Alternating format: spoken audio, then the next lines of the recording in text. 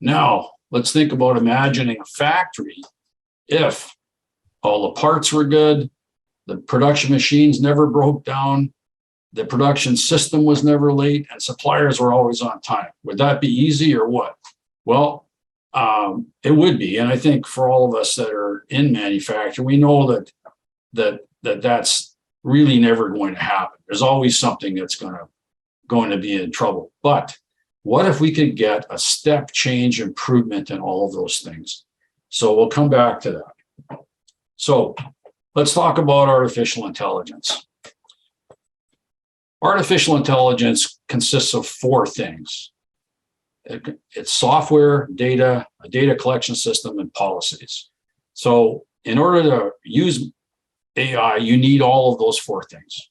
So I'm just going to talk about each of them in turn.